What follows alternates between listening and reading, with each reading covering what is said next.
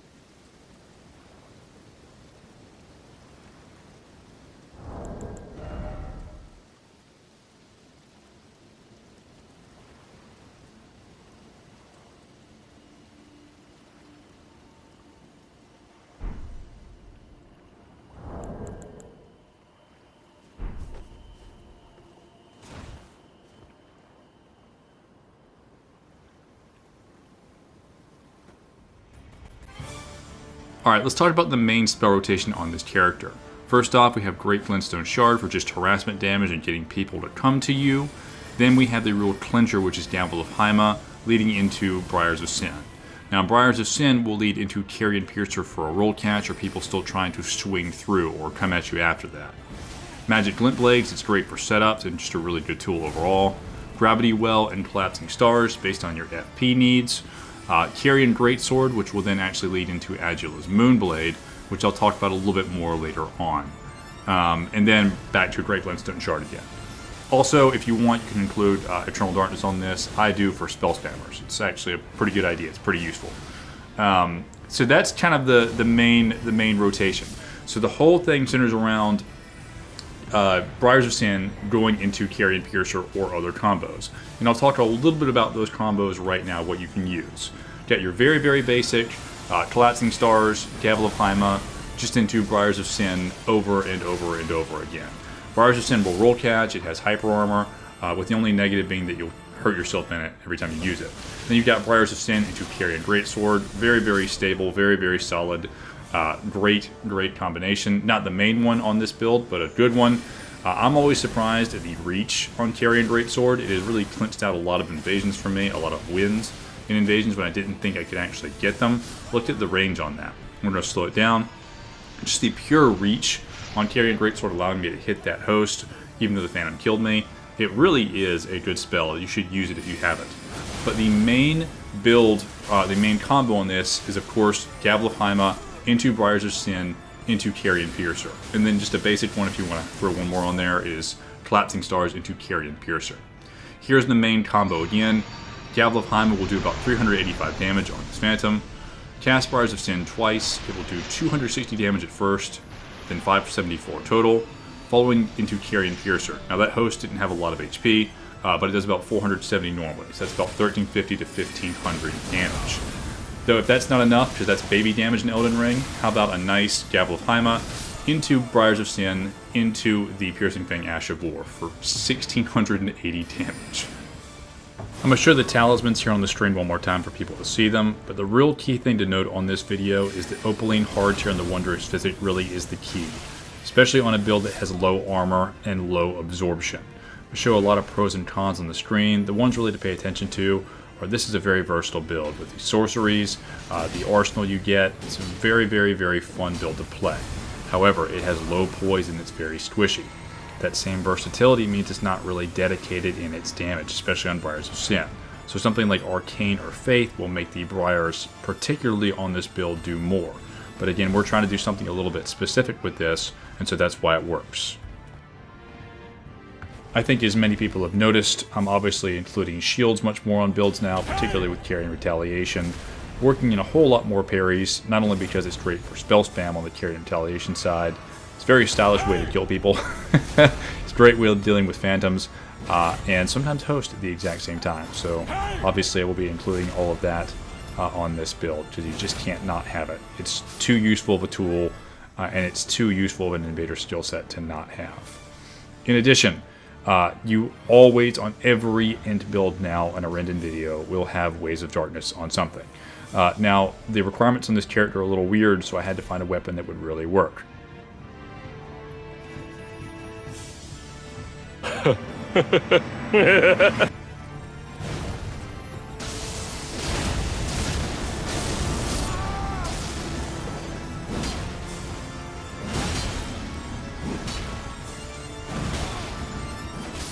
Imagine getting styled on by a big skull. God, it's satisfying to use. It's stupid, but I really, really, really love it. Yeah, so that's the weapon I've chosen to put Waves of Darkness on, and I am extremely satisfied with my choice. Now, as much as I love this build and the combo I've chosen for it, a couple of things can kind of screw you up. Briars of Sin has a lot of hyper armor, but some big poise boys can swing through it, and that can mess you up. In addition, if you have some sort of animation whiff where you would take out a phantom and they just don't die, obviously then they kind of are onto you and know what the combo is you're going to do, so they can actually kind of counter it. You can kill yourself if you take damage in it. In addition, sometimes weird animations like when an opponent's body ricochets off into yours can cancel your combo, leading you to an unfortunate death. So just be aware of those things, and they can happen, and you'll be all good.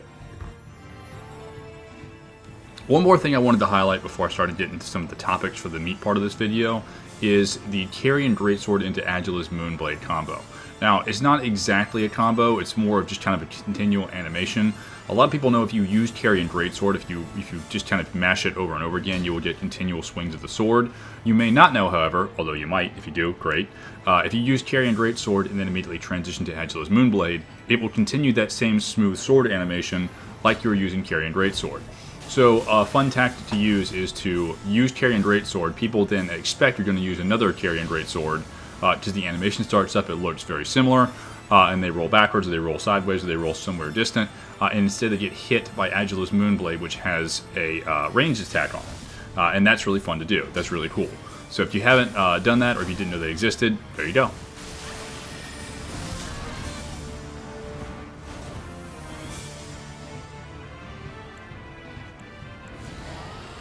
Typically for me, builds start out as an idea to do something cool or interesting, or to test something I've never done before.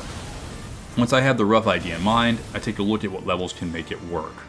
Playing around with the numbers gives me an idea of some effective ranges that can support the build, and from there I make the determination based on some things like damage output, what weapons I can have access to, the levels I can put to mind if I'm a spellcaster, after getting my essential stats of course, or to endurance for armor and absorptions if I'm a melee build. Lastly, there are some more niche characteristics like fashion or lore, if you're into that kind of thing, and I definitely am. All of this is started before you actually test what you've created in Invasions. I know some people will say, I actually make the build Rendon from the ground up and invade along the way. To which I would respond, so do I, when these games first come out. However, 2 years into a Souls game's life, I have a very strong understanding of what all these weapons do, the spells, Ashes of War if we're talking specifically about Elden Ring, and I can usually visualize in my head what I want to do, having already done a lot of the background testing on these things on different builds before. What's different is the unique combination of things this time that I've already tried, put together in a new way that results in a build, a quote-unquote build. Now let's go back and talk about the core concept, the idea. This is the focal point for everything pertaining to the build itself. You've still only done the absolute basics by the time you've gotten to this point. And Invasions, or the Arena if you're into that, are the only way to see if it actually works. I'm primarily an invader by trade, and this channel is built around that mechanic, so we'll use that method. First thing is to test the core idea itself. Does it do decent damage? Can it effectively accomplish what you want it to versus real players? If it doesn't work, can you utilize it in a different way to make it work? What can you use in conjunction to make it better? Take, for example, the Gavel of Haima as a setup for Briars of Sin, which then follows up into Carian Piercer. Does this true combo, or at least roll catch? Does the timing work? There are a million questions to answer, and only trial and error will actually answer them. When I set out to make this build, I knew I wanted to try to combo Briars of Sin into the Carian Sorceries, so the main problem was figuring out how to do that. To get the INT required to use Carian Sorceries, as well as the faith to utilize Briars of Sin, all in conjunction with the vigor I needed to feel comfortable in Invasions, combined to put me in the 90s range for this character. That's with the conscious decision I did not want to take it to meta or higher. Now because of that stat spread, and my choice to focus on the damage from the Carian Sorceries that kill phantoms and hosts with the Carian Gladstone Staff, the damage from Briars of Sin itself is not as strong as it would be on other builds dedicated specifically to it, or if I had chosen to carry the Staff of the Guilty as well in my other hand. But we'll talk about that in my discussion of hybrid builds later on in this video. Rob576 and JunoGLRR on Twitch have lower level builds featuring this, purely dedicated to Briars of Sin, and because of the damage and bleed buildup, they are arguably far more effective at that range, even without going into twink territory. As a complete opposite, Bad Doctor on YouTube has a rune level 130 plus character focusing on using the Albinoric Staff and Dragon Communion Seals for bleed buildup and damage in conjunction with the Golden Order Incantation Rings. But they are far more limited in weapon variety on that range, in that character, because of that spread. My point is, there are really many ways to make this thing work, and the main decision is how you want it to. Alright, let me catch my breath. Reading from a script is almost as annoying and difficult as actually writing one. As a quick PSA and side note, I'd like to discuss one of the things that you start to pick up on as you spend time invading in these games. A skill that is difficult to acquire if you just play through the game in PvE, even if you're open to invasions as a host or you get frequent ones as like a Phantom or a Blue. That skill is being able to identify good players or at least good setups. Now when I say good, I say it with full knowledge that a lot of things can be good in Elden Ring. As an invader who primarily makes his builds utilizing things that are not usually in the current focus of some of the larger PvP channels, I should recognize this. What I define as good in this context is something being known to have properties that make it a stronger option than anything else in its class, or even most other classes in the game in its current form. Something that the average Joe could pick up and be deadly with without having to really learn a lot of the deeper mechanics involved in PvP. Playing with friends recently, I have noticed the vast majority of invasions we get are resolved in around the first minute or so after they appear, and this is usually without me lifting a hand at all to participate. People I play with all have experience from Dark Souls 3 and aren't strangers from PvP in that game either.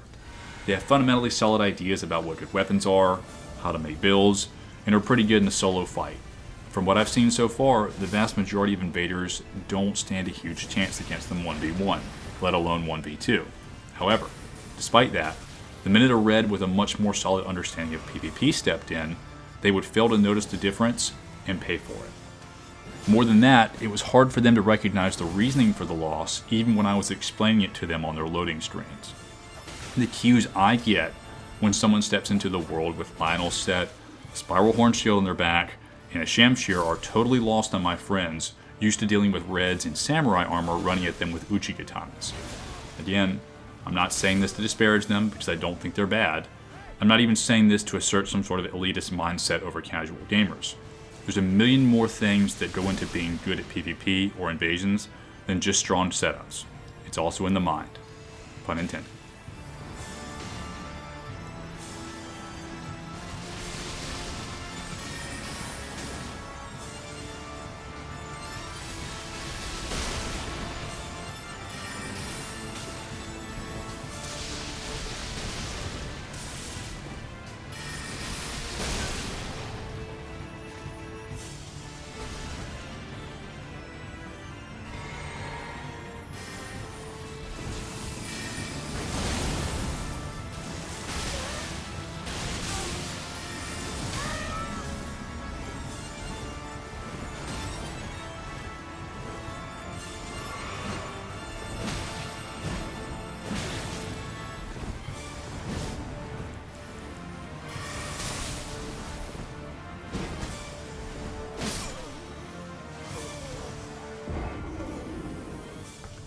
Now, I mentioned a little earlier I wanted to talk about hybrid builds and where they fit in regarding PvP.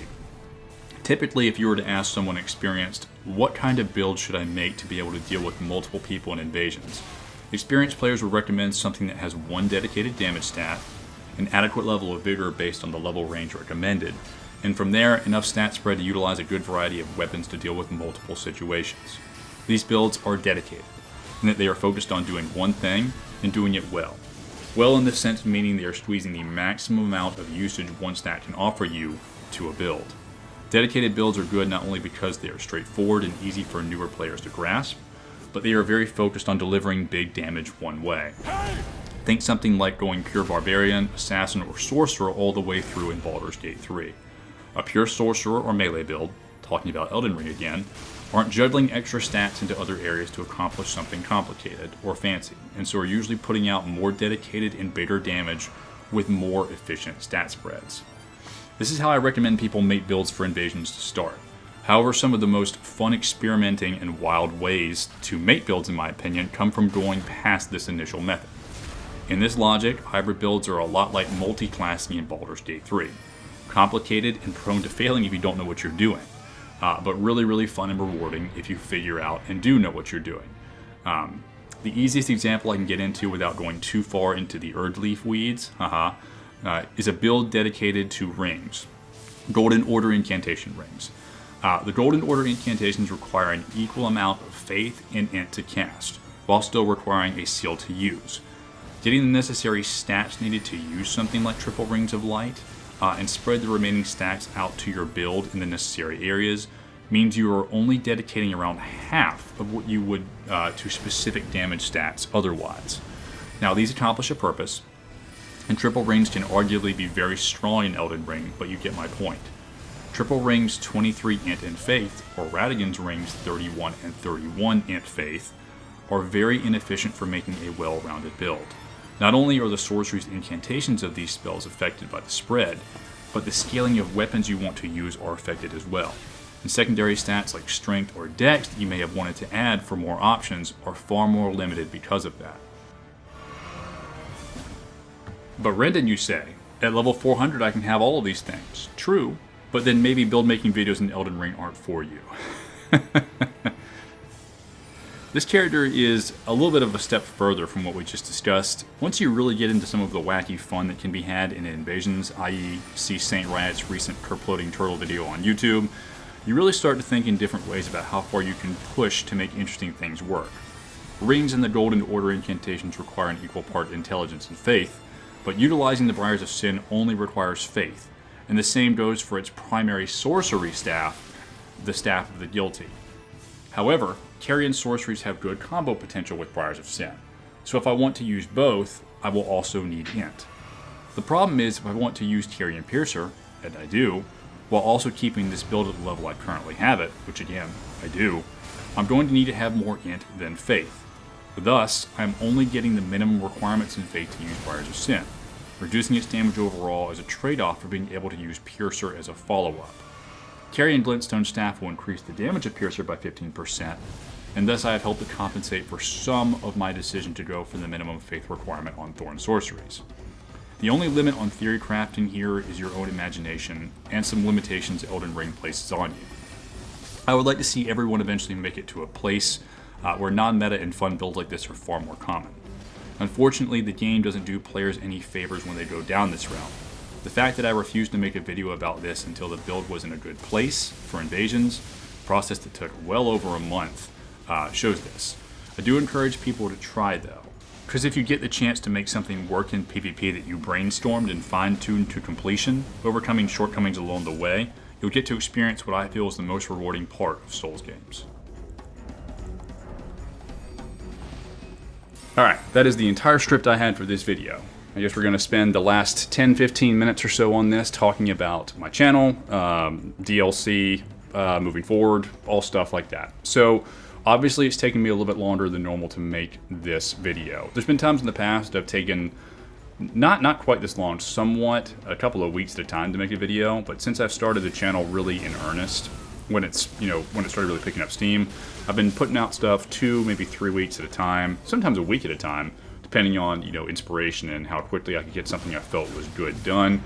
Now though, I've kind of gotten to a point when I've hit 1,000 subscribers, which is the only goal I ever wanted to hit, by the way, that I want to start making less stuff and more quality stuff. Not that I think that the stuff I've made in the past is bad by any means, but I really want to dedicate this channel to being something that's quality, something that's helpful, something that people look at and be like, oh, I really enjoy Rendon videos, for their information, for the editing, hopefully, even though I've got a terribly booming voice, hopefully for the sound quality, but I'm trying to improve that. That's the main thing I'm trying to improve.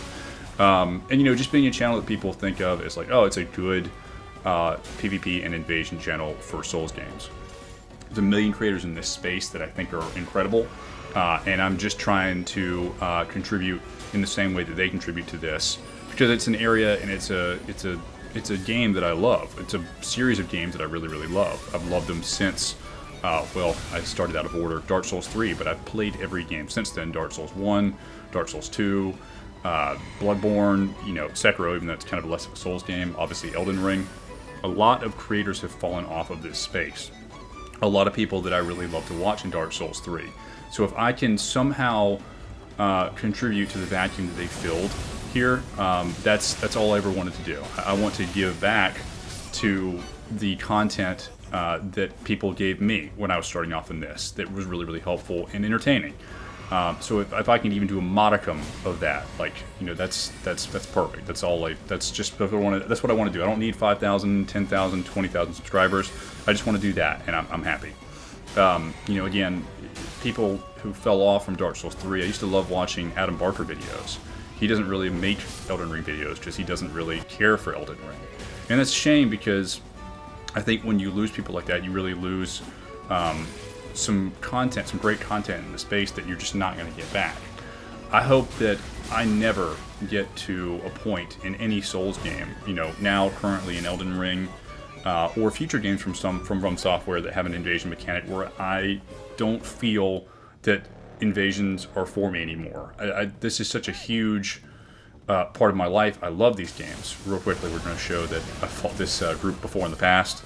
We're going to fight them again, and we'll see if they can actually get the win. We will see. These guys may edge walk on me, though, so we'll find out if that works out for them. Anyway, as I was saying, I hope that I never lose the love of the invasion mechanic in these games, because it's just, it's become such a fundamentally fun thing for me. I do this all the time. And it is kind of scary to think that eventually this mechanic may not be for me, but as long as it is, and as long as I find fun in it, I'm going to keep doing it. I'm going to keep making content, you know, if I can. In the next year or so, it might be a little harder because there might be some family changes coming along the way, but we'll see. Anyway, again, I just want to focus more on quality. And if y'all have any feedback regarding that, you know, feel free to let me know.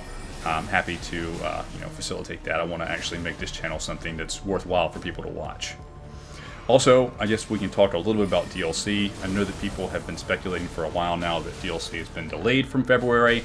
I'm not as convinced as other people are. You might say, hey, Rendon, why? There's been no indication or marketing about Elden Ring DLC coming out at the end of February, so it's probably pushed. You might be right, although, again, I mentioned this before, Elden Ring marketing was really weird and kind of terrible, but it still worked out very well anyway, because it's From Software. I don't think From Software has a great track record with marketing, but their games work anyway, so I would not be surprised in the least if we actually came around to the end of February and we still had Elden Ring DLC come out then. If they launched some sort of trailer just right now in the middle or the beginning of January, and they were like, hey, you know, it drops end of February. I think, you know, while it wouldn't be the ideal marketing strategy, I still think people would be like, wow, this is awesome. It would be all over the internet. It would blow up. Everybody would know about it. Everybody would have it in their wish list to buy at the end of February because it's Elden Ring DLC. There's still, like, I think on the Steam charts, like 200,000 people playing this game, and that's just on Steam. Who knows how many people are playing on PlayStation 5? Nobody's playing on Xbox. But I mean, again, my point is, like, if it came out at the end of February, I still wouldn't be surprised. And I'm still kind of thinking it will. Now, if it doesn't come out then, obviously it's probably going to come out sometime, I think, in the summer, which would be a really good time for the release of Elden Ring DLC, and that's probably what they will aim for. Regardless, I wanted to get this video out before that because I hadn't put something out in a month, which again, I don't care about the time frame as much anymore, but with patches, with DLC, with any big changes to a game, obviously everything that you're doing on a build is going to change. Patches like 1.7, 1.8, 1.9, 1.10 all had huge changes to the sandbox. And if you were making a video or making content at the end of one of those and didn't know it was coming, and you were going to release a video like say the end of the week, but a new patch came out like Wednesday, you had to like either fundamentally change everything you did in the video, scrap it, or put huge caveats all throughout it saying, hey, this is from the last patch, it doesn't really apply anymore, and then highlight what does apply. So if I'm making this huge, big, new quality video that I'm trying to put out, and then, you know, Elden Ring DLC comes out, or the announcement of Elden Ring DLC comes out, nobody's going to be watching the video. Nobody is going to be, you know, thinking about it because the new news from Software has come out. And so you got to kind of time when you want to put something out around that. So I'm not saying that you should use that as a gauge to, like, you know, okay, well, I got to get this out before this comes out, so I got to degrade the quality of it. You can put something out afterwards, but I'm saying that there is a time piece to that. So you just got to think about that. And so again, now that I put out this one video, I'm going to start working on the next one relatively soon. I've got an idea for the build I want to do for that, what I'm going to do, but I'm going to take my time, like with this character, and we'll go through it. So to end this video, I wanted to talk about one last thing. We've talked about the process of making a build, ironing it out, getting it to a point where it's really, really good, you feel comfortable with it, and then, you know, taking it to invasions. You've got a lot of confidence, you're winning more with it, all that's great. As you can see here, though, this is, based on the fashion, kind of the end point of the build I've made. It's got everything on it at this point. I have a good win rate with it. All of that's there. But I want to talk a little bit about loss, even at this point, with builds, with invasions. So, Case in point, this is a perfect invasion. Things are going really well. I'm getting all sorts of combos off. I'm getting to test and use all my weapons. Again, as this invasion is going on, as I'm doing more and more damage, as I'm feeling better and better about like how much I'm doing, what I'm pulling off on these players, my confidence is going up, and I'm starting to feel like, okay, I'm gonna win this. I know I'm gonna win this. And a lot of times that's true, but that feeling can betray you if you're not careful. If you're not aware and really thinking about what's going on in the environment around you, not paying attention to what players are doing and underestimating them, no matter how refined your build is, no matter how far you've come in it, you can make a mistake, and that mistake can cost you the invasion. Case in point, I did not know that there's a tiny gap here you can't go through.